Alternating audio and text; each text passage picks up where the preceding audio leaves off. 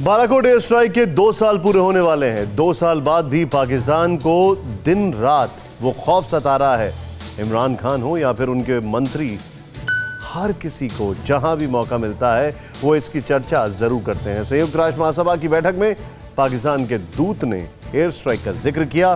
पाकिस्तानी प्रतिनिधि ने दुनिया को चेतावनी देने वाले लहजे में फिर दावा किया कि भारत फिर से फॉल्स फ्लैग ऑपरेशन कर सकता है।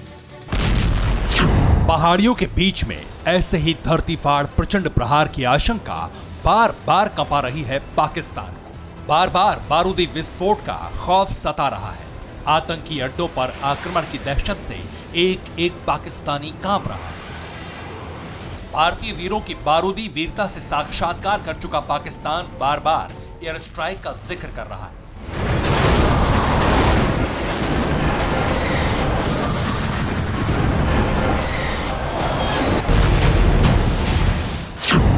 फिर एक बार सबसे बड़ी शांति सभा में अपने डर की व्याख्या की है अशांत देश के दूत ने। कब्जे वाले कश्मीर को दहशतगर्दी की प्रयोगशाला बनाने वाले पाकिस्तान ने फिर से एयर स्ट्राइक की आशंका जताई है। इमरान खान के दूत ने संयुक्त राष्ट्र में कश्मीर का जिक्र करते हुए फॉल्स फ्लैग ऑपरेशन का संदेह जताया है। 26 फरवरी की आधी रात को एयर स्ट्राइक की थी हिंद के सपूतों ने।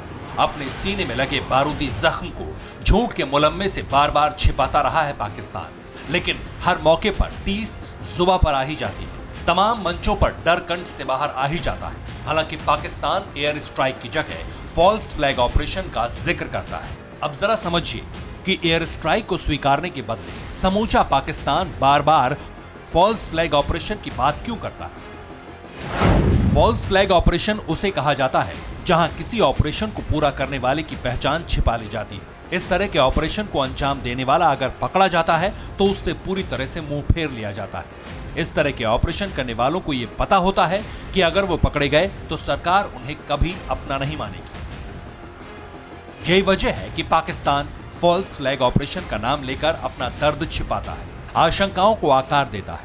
और संयुक्त राष्ट्र में इस डर के विश्लेषण की वजह है G4 देशों की नई उम्मीद। भारत, ब्राजील, जर्मनी और जापान संयुक्त राष्ट्र सुरक्षा परिषद में सुधार की मांग कर रहे हैं। ऐसे में माना जा रहा है कि भारत के रास्ते में अड़ंगा डालने के लिए पाकिस्तान ने ये पैंतरा अपनाया है। रक्षा मंत्री राजनाथ सिंह की माने तो पाकिस्तान के ऐसे पैंतरे काम नहीं आने वाले। हमारे सेना के जवान उसका मुंहतोड़ जवाब दे रहे हैं। अब यही कारण है कि अब उनको सुरंग बनाने की जरूरत पड़ी है। भारत का सामना करने की पाकिस्तान की कुवत नहीं है। वो छिपकर ही वार कर सकते हैं। जो बहादुर होता है वो कभी छिपकर वार नहीं करता। जो बहादुर होता है वह आमने सामने जो है संघर्ष करता है। यह सर्वविदित है कि पाकिस्तान के अवैध आधिपत्य वाले कश्मीर में आतंकी फिर से जमा हो चुके हैं। चीन की शहर पर बालाकोट में जैश का कैंप फिर शुरू हो चुका है। पुराने कैंप में नए कमांडर नियुक्त किए गए हैं। जैश चीफ मौलाना मसूद अजहर का छोटा भाई रऊफ अजहर मॉनिटरिंग कर रहा है। सूत्र बताते हैं कि एलओसी के पार करीब 300 से 415 आतंकी लॉन्च पैड मौजूद हैं। पीर पंजाल के उत्तर की ओर एलओसी के पास 175 से 210 आतंकी लॉन्च पैड हैं। वहीं पीर पंजाल के दक्षिण में एलओसी के पास 119 से 216 आतंकी हैं। इन आतंकियों को घुसपैठ कराने का जबरदस्त दबाव है। पाकिस्तानी और अफगानी आतंकी सरहद पार करने के लिए तैयार है। चीन की सेना भी कश्मीर में घूम रही है। हालांकि भारतीय सरकार अपने शूरवीरों को लेकर आश्वस्त है। चाहे पाकिस्तान की आर्मी पीएलए साथ घूमे अथवा अलग घूमे, अब इसका जहां तक सवाल है इसके बारे में मैं कोई कमेंट नहीं करूंगा। मैं इतना ही कहूंगा कि भारत अपनी सीमा की सुरक्षा करने के लिए पूरी तरह से तैयार है। जाहिर है कि भारतीय सेना सरहद पर चौकस है। आतंकियों के अड्डों को नेस्तनाबूद करने के लिए तैयार है। मोदी सरकार दहशतगर्दों को समूल नाश करने के लिए प्रतिबद्ध है।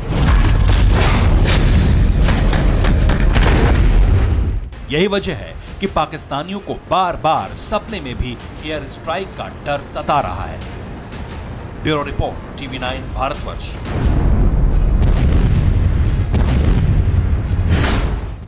अड़ी सोमवार से शुक्रवार शाम 6 बजे सिर्फ TV9 भारतवर्ष पर।